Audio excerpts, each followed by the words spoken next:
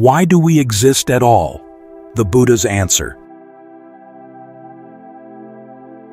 There is a question many people carry their whole life and never say out loud. It does not come when you are busy. It comes when the day is done, when the house is still, and there is nothing left to do. Then it rises up on its own, from a place you rarely look. Why am I here at all? Why is there something instead of nothing? And why am I the one left wondering about it? If you know the Buddha's teaching, you might pause here, because there was a set of big questions he would not answer. Will the world last forever, or end one day?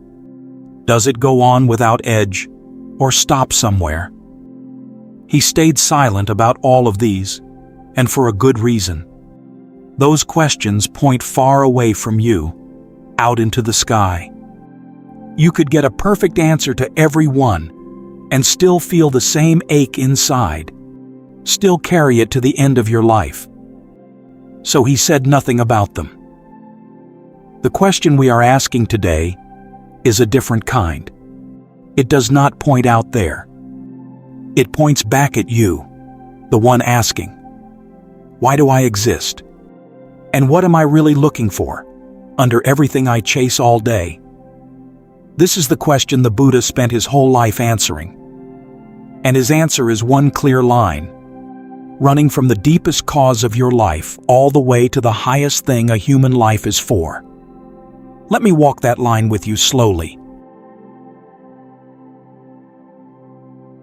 Before we answer, we have to look at the question closely, because that little word why is doing two jobs at once, and most people never notice. When you ask why something exists, you could mean one of two things. You could be asking, what made it happen? Or you could be asking, what is it for? These sound the same. They are not. And mixing them up causes real pain.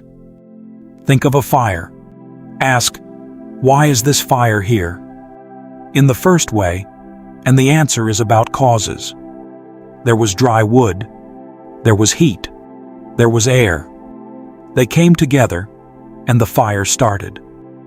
Ask the same question the second way, and you are guessing that someone lit it on purpose, for a reason. Same words. Two very different questions. Now watch which one we usually mean. When we ask why we exist, we are almost always asking the second one. We want a purpose. And when no purpose answers back, deep down we start to feel our life is a mistake. So it matters that the Buddha pulls these two apart. Once he does, the empty space where a purpose should be stops feeling like a judgment against you. Most religions and teachings pick that second question to answer. They tell you that someone, somewhere, made you for a reason. To serve, to be tested, to carry out a plan written before you were born. The Buddha does something stranger, and over the years I have come to find it far more honest. He answers the first question with great care, showing you exactly what makes a life start. But when you come to him for the second answer, the big reason behind your life, he does the one thing few teachers dare to do. He will not make one up. This can feel like a door closing. We came looking for a reason, and we are told there is none of that kind to find. Stay with me. By the end you will see that this empty space, the one that feels so cold now, is the kindest gift in everything he taught. And hold on to one more thing as we go. The question, why do I exist, is hiding something. It takes for granted that there is a fixed me standing here, solid and whole, waiting to be handed a reason. We will come back to this. And when we do, the ground under the question will move. So the Buddha does not hand you a reason to hang on the wall. Instead, he shows you how the whole thing works under your life. To see why that is the better gift, we have to look at how it works. So what makes a life start? The Buddha's answer is one of the deepest things anyone has ever said, and it has a name: dependent origination. That is a big phrase, so here it is in plain words. Nothing stands on its own. Everything that appears because its causes came together. And when those causes fall apart, the thing goes away. A wave rises when the wind pushes the water, and sinks back down when the wind stops. Your life came the same way. Its causes met, and here you are. What are those causes, deep down? The Buddha points to two. The first is not seeing clearly. The old word is avijja. It does not mean you are stupid. It means you do not see what is really going on. You do not see that everything you hold on to is already slipping away and cannot truly hold you up. Because we miss how fast things pass, we treat them as if they could complete us, so we reach for them. That reaching is the second cause. It is called craving, tanha, the deep thirst under all our wanting. And its deepest form is the thirst to keep existing, to go on being someone, to not stop. So here is part of the answer already. You exist, in part, because something has been thirsting to exist. But be careful with that word, something. There is no little soul hiding inside you doing the wanting, no secret self behind a curtain pulling the strings. The thirst is simply happening, and no one owns it. In fact, it is exactly because we do not see this, because we do not see there is no fixed me to protect, that the thirst starts up at all. Hold on to that. We will come back to it. There is a moment in the old texts that says all of this better than any explanation. In the Dhammapada, verses 153 and 154, the Buddha describes the very moment he woke up, after countless lives of searching. He says he wandered through life after life, looking for the one who built this house, never finding him, and that being born again and again is full of pain. Then, at last, he sees. In his own words, "House builder, now I see you. You will not build this house again." What is the house? The old commentary says it plainly. The house is the body. The builder is craving. Life after life, that craving had been putting up these walls, this body and this mind, and he had never once seen who was doing it. In the moment he woke up, he saw. The builder was the thirst to exist itself, working in the dark under all his lives, putting up one house after another. And the moment he saw the builder clearly, the building stopped. He laid out the whole thing as a chain, step by step, 12 links, each leading to the next. Because we do not see clearly, we want things, and we act. Those actions shape the mind. The mind builds a body and senses. The senses touch the world, and feelings come. Feelings stir up wanting. Wanting hardens into holding on. Holding on pushes us to keep becoming. And out of all that come birth, old age, and death. Then the whole thing turns around and starts over. You do not need to memorize this. You just need to feel what it points at. This is not a far-off story from long ago. It is happening inside you right now. The same craving that built the life you are living is still working under everything you do. So this is what the Buddha offers in place of a purpose. You are not here to carry out a plan. You are here because a thirst, deep under your thoughts, has been reaching to exist, and existence said yes. But this opens two hard questions, and he does not look away from either one. If craving is the builder, how does the building pass from one life to the next? And where did the whole thing begin? The Buddha answers both, and these answers are the deepest part of the teaching. Take the first. When this body dies, does something cross into a new life? Here the Buddha steps around two easy mistakes. The first says, a soul lives on, the very same self, stepping into a new body, unchanged. The second says, death is just the end, the person snuffed out into nothing. The first holds on to a self you can never actually find when you look. The second forgets that a dying mind has been making causes its whole life, and causes do not vanish when a body stops. So the Buddha walks between the two. No soul carries over, because there was never a fixed soul inside to carry. And yet nothing simply blinks into nothing, because the dying did not happen in empty space. What keeps going is a process, and its engine is Kamma. Let us take that word straight from the source. Kamma is not fate. It is not a reward or a punishment handed down by a judge in the sky. In one teaching, the Buddha gives it a clear meaning in a single line. It is intention that I call Kamma. Once you intend something, he says, you act on it, with your body, your words, or your mind. Every choice you truly mean leaves a mark, a push, in the stream of what you are. This is that second link again, the way our actions shape what comes next. You can watch this inside one life. Every time you choose something and repeat it, it wears a groove in you. Choose anger enough times, and anger becomes your first reaction to everything. Choose patience, and patience becomes the ground you stand on. Choices turn into habits. Habits turn into character. And your character, in the end, shapes your whole life. That is Kamma, right in front of you, the mind shaping what it becomes, moment by moment. The teaching simply follows that shaping past the moment of death, where the push does not stop just because one body did. How does that push turn into a whole new life?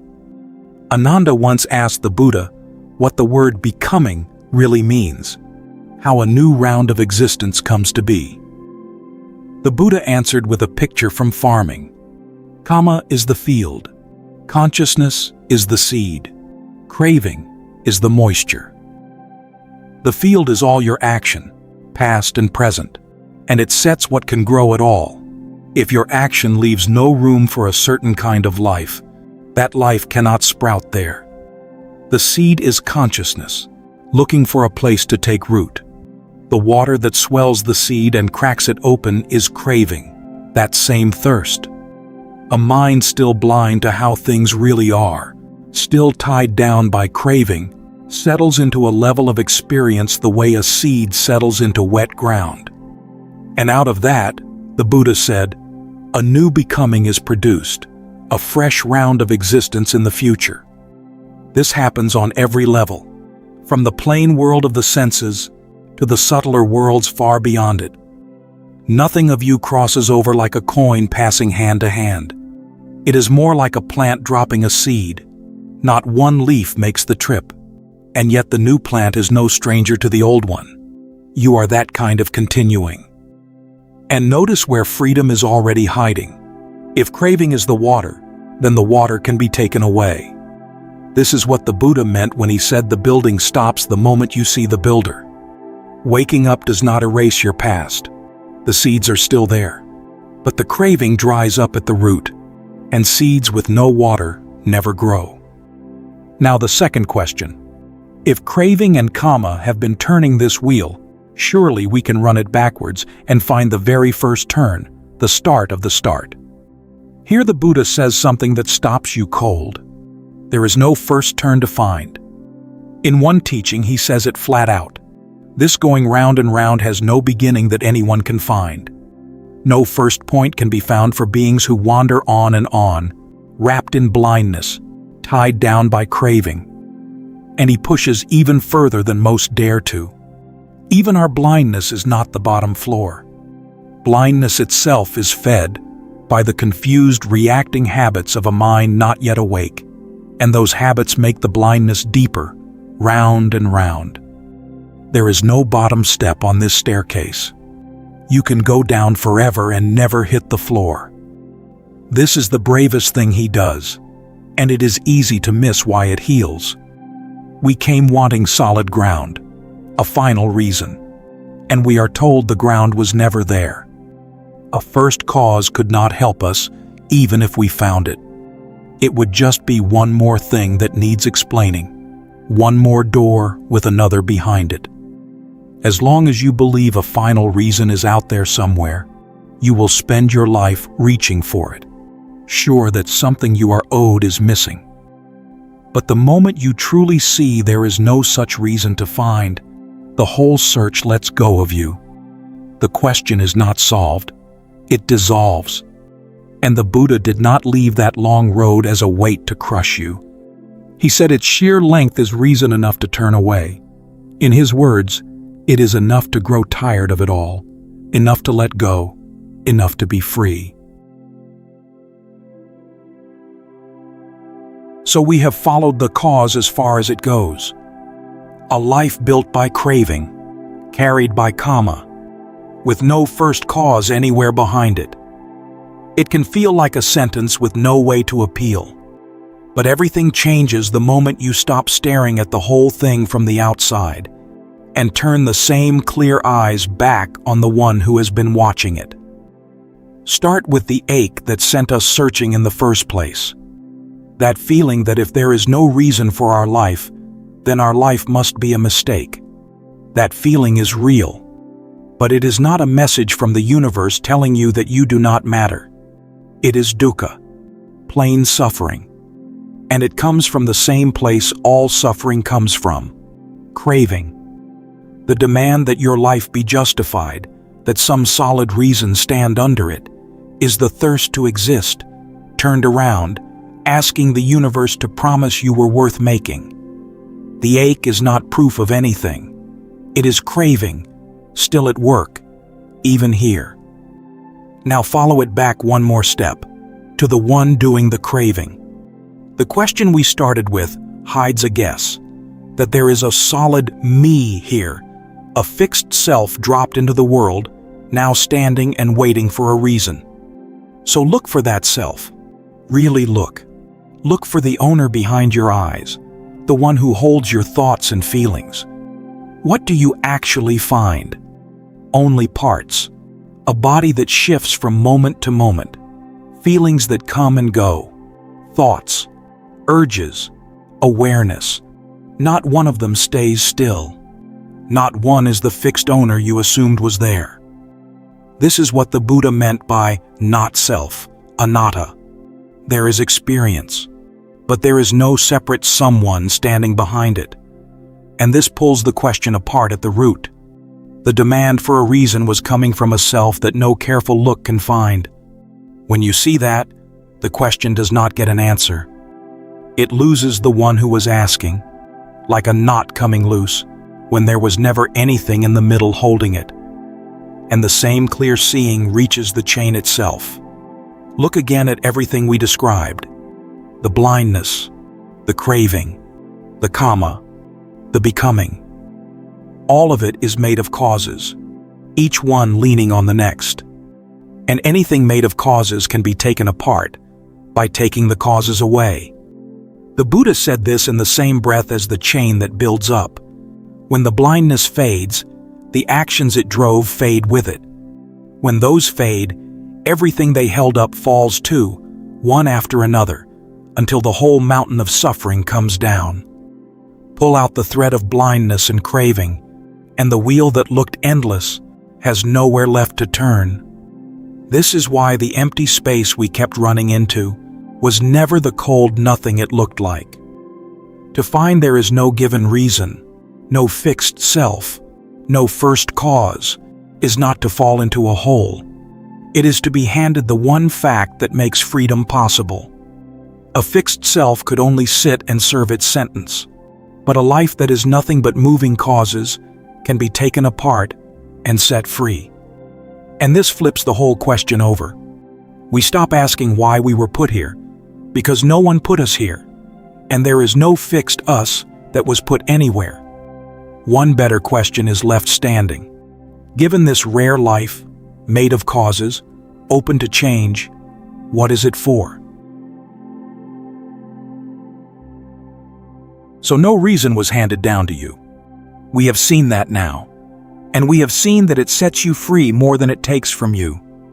But that does not leave a human life empty of purpose. A human life carries a real purpose.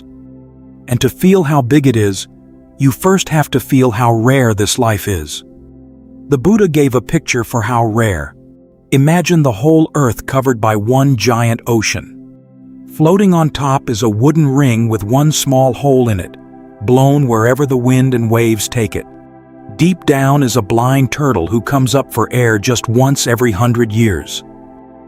What are the chances, the Buddha asked, that the turtle surfaces that one time in a century and pushes its head right through that one small ring drifting somewhere on all that water? Almost none. And rarer than that, he said, is the chance to be born a human at all. And he did not stop at the turtle. It is just as rare that a fully awake teacher appears in the world. And rarer still that the path he found is still alive and open when you get here. Then he said the thing you can feel the weight of. All three have already happened. You have a human life. The awake one has come. The teaching is still here. So, he said, this is your work now. In plain words, see it clearly. This is suffering. This is where it comes from. This is where it ends. And this is the road that ends it. That is the purpose a human life is built to carry. And it works on two levels at once. The first level is the purpose you meet on any normal day, inside a life that will not stop changing. The Buddha never pretended the pain was small. He named it plainly. Being born, growing old, getting sick, dying, being stuck with what you cannot stand, being torn from what you love, not getting what you want. This is the weather of every human life, and no teaching makes it go away. What changes is how it lands on you. Once you have really seen that all of it is passing, that none of it is a solid self, that the sharpest part of the pain is your own wanting for things to be different, then loss can come without flattening you. You still cry. You still feel the full weight of being human, but you are no longer at war with the fact that things change. You are no longer stacking a second pain, one you make yourself, on top of the first. To meet each loss with clear eyes instead of blind fighting, that is the path already doing its work. This is the purpose in the hard hours, to live a human life without being torn apart by it. The second level is where that same clear seeing is meant to carry you all the way to the end. If the deepest pain is made of craving, then reaching the end of craving means reaching the end of pain itself. This is the highest goal the Buddha pointed to, and it has a name, Nibbana. The word is easy to hear wrong because it means, quite literally, going out, the way a flame goes out. It can sound like being wiped away, blown into nothing. It is the very opposite. What goes out is the fire, the burning of greed, of hate, of confusion, that same thirst to exist that kept this whole wheel turning for so long. A flame that goes out is not thrown into some dark hole. It is simply not burning anymore, not eating up everything, not driving you. That cooling, that letting go, is what the word points to. It is not a place you travel to.